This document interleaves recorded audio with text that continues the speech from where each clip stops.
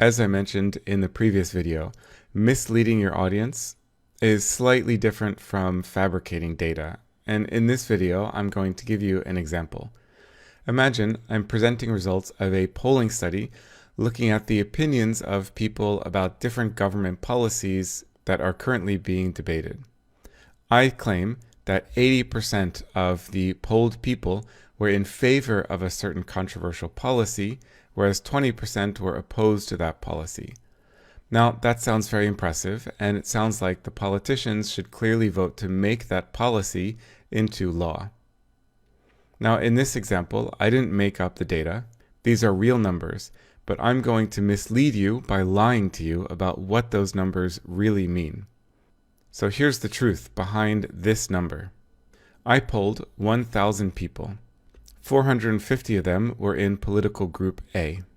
Of those 450 people, 100 of them were men over the age of 50, and from that group, 80% supported controversial policy position A, and among the rest of the group that was younger or female, only 30 voted for that policy.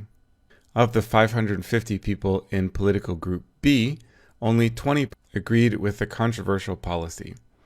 So in fact, the real number is that only 130 out of 1,000 people, or 13% of all the people polled, were in favor of the policy.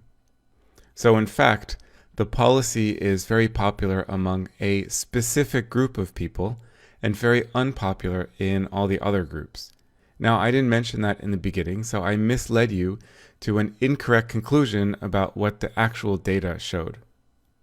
Even putting aside for a moment the responsibility that comes from having and presenting data, you can think about ethics of data responsibility from a purely selfish perspective.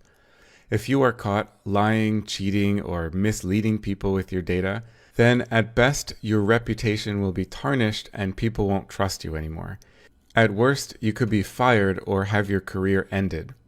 If the data don't work out the way you had hoped, then be open and honest about it. In fact, I've discussed previously in this course that surprising or unexpected results can be a powerful way to make people remember your data even better. If you're not totally confident about your data, then that's also fine to admit.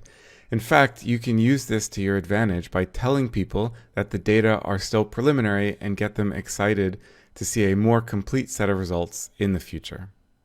I sometimes like to imagine that data are personified, as if the data were alive and they had their own thoughts and feelings and desires and wishes. I couldn't do anything wrong or use the data in a misleading way, because then I would be hurting the data's feelings. The data would be upset and angry, and that would just be terrible. I couldn't do that to them. If you are unsure whether you're doing something wrong, then imagine that a critical expert is standing behind you, watching you process, analyze, or present the data. And then ask yourself, would that critical expert say that you're doing the wrong thing? Alternatively, you can imagine that you are the critical expert and you are watching someone else. Would you approve of that person doing what you are now doing? If so, then don't do it.